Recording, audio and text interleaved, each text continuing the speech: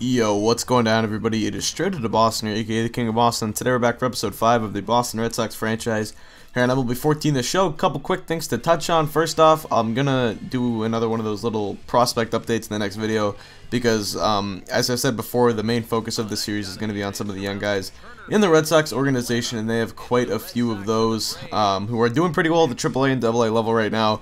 Not only in real life, but especially in this franchise, which is what obviously we'll be focusing on. So I'll probably do that a little bit at the beginning of next episode. Also, check the description below. There will be a link to a little something I'm going to start calling GM's Notes. I'm going to do this for all my series that I start from now on forward. And basically what it is it's going to be, and I completely ripped this idea off Moonlight Swami, I don't deny that. It's something that he did in his latest video, and I'm very intrigued by it, and I think I'm going to give it a shot myself.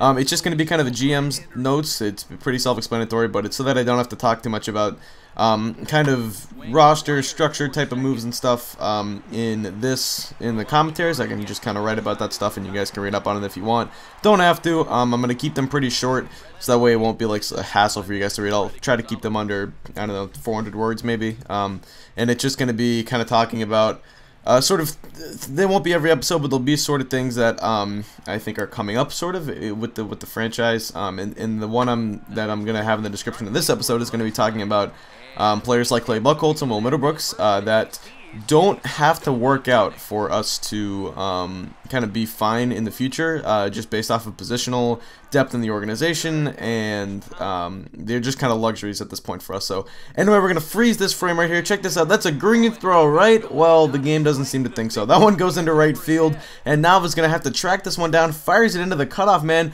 Justin Upton's heading home, and he is safe at the plate. So the Braves strike first on a wild pitch. They're not a wild pitch, sort of a wild pitch and a throw error, I guess. Upton singled to start off the game. Number 2 hitter was Chris Johnson, and I just don't understand how this happens. But that was a green throw. I don't know what was wrong with it, but either way, Upton comes around and scores, and it's going to be a 1-0 lead early on. You can see Nava had to track that one down all the way to the wall. Later in the inning, Buchholz gets Jason Hayward to ground out to the shortstop Bogart. Speaking of shortstops, the Red Sox recently re-signed Stephen Drew, and I'm not too sure if he's a free agent in this franchise still. He might have gotten signed by someone, but either way, I don't plan on picking him up. Middlebrooks has been fantastic for me this year in this franchise, hitting over 300, like 10 home runs, I believe. So, you know, I'm not going to be looking to replace him anytime soon. So, either way, figured to touch on that. Buchholz strikes out looking. Chris Medlin, 9 up, 9 down so far, just mowing through this Red Sox order, much like Justin Verlander did in episode 4. Chris Johnson up. He's going to hit this one into right field. Remember, Shane Victorino was hurt. Nava getting the start in right, and he makes a nice catch. Actually, kind of overran the ball, but makes a nice running catch. And now that will make it, or we're going to advance to the bottom of the 4th inning. 0-2 count to Evan Gaddis, and Gaddis lines one to right, and Nava makes a shoestring catch. Another nice play from Daniel Nava, who is not known as a great fielder, but ended up making a couple nice plays so far in right field today. 0-1 count to Andrelton Simmons, 2 outs in the inning. That one hits a Bogarts who cannot handle it. That's going to go down as an error. A tough play, but still one that you would expect Bogarts to make. His defensive struggles have been well documented by their Boston media so far in real life. Not been as severe in this franchise, but still something to note. And Nava makes another put out in right field. So we're going to head to the top of the 5th inning. 0-2 count. Will Middlebrooks up. Will Middlebrooks down, goes down by way the can. A beautiful curveball from Medlin there, and he has gone 10 up, or not more than 10 up now, 13 up, 13 down to start out this game. Now 2 batters later, Mike Carp up, 2-1 count, and Carp's going to line this one down the right field line for a base hit. The Red Sox finally get a base runner in this game, and then that one's going to be misplayed by Upton and right. Carp heading for 2, he's in there successfully with a 2-out double, trying to get a little 2-out magic here and try to tie up this ball game. Next batter is AJ Brzezinski. First pitch of the AB, lines it to center field, but BJ Upton is there. Actually, that's Jason Hayward, and Jason Hayward is there to make the play. So we're going to skip ahead here to the top of the 6th inning. First batter, first pitch of the inning to Grady Sizemore. That's a high fastball, and that one is hit to deep right field, back and over the wall for a solo home run. Grady Sizemore, who came into the game hitting a cool 175 so far, gets, hopefully can ignite here a little bit as the weather heats up, and just gets a nice ball to hit right there, ends up hitting a solo shot, ties the game. Clay Buchholz to the next batter, he walks, and that'll bring up Dustin Pedroia with a man on the 1-0 pitch, and Pedroia flies this one to deep left center field. That one is back, that is a chance, and it is gone. Justin Upton's attempt to try to rob that one is unsuccessful, as you'll take a look at a replay here. He kind of mistimed his jump here. Looks like he could have caught this with a well-timed jump, but either way, Pedroia, not a man with a lot of power, hits a 2-run homer, and the Red Sox take a 3-1 lead. Bottom of the 6th, 1-0 pitch. The first batter of the inning is Freddie Freeman. That one is left up, and Freeman fists that one to the opposite field for a base hit. A leadoff runner is on for the Braves. Buchholz has looked pretty good so far today. He's looked alright on the season so far. 3.88 ERA, nothing special, but still pretty solid.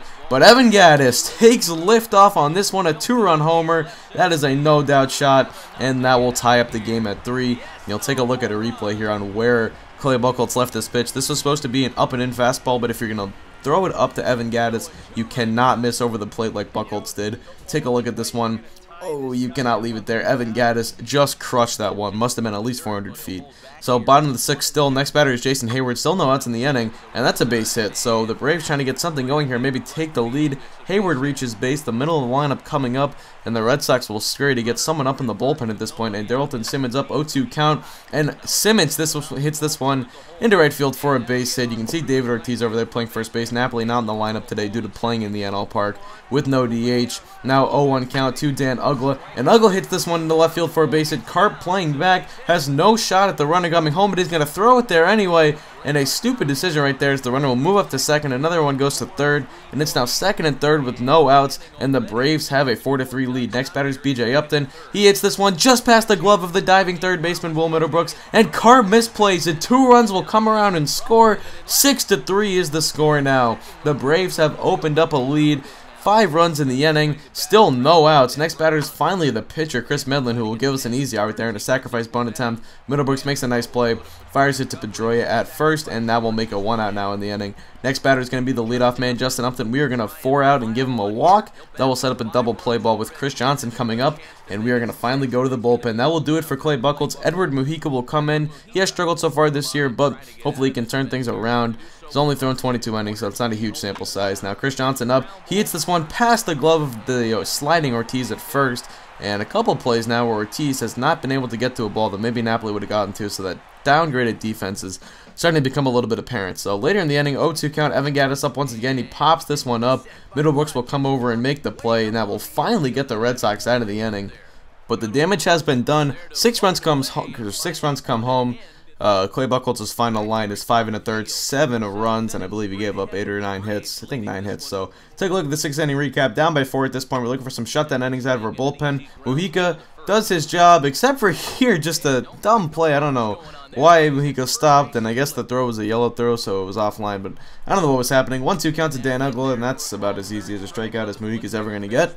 Uggla goes down. Now 2 outs in the inning. Next batter is BJ Upton, and this last third of the lineup for the Braves is extremely weak, and it's fun to go up against at times, just because you don't have to worry too much when you get to the bottom third of the lineup. But Mike Napoli will come up and pinch hit here in the top of the 8th inning. Down by 4. Medlin still in the game. We're looking for some sort of offense. 1 out in the inning, and Napoli takes the first pitch and hits into left field for a base hit, a little slap single, and that will, I guess not a slap single, but he hits a nice little line drive and gets a base hit. Runner on. 2 batters later, Xander Bogaerts up.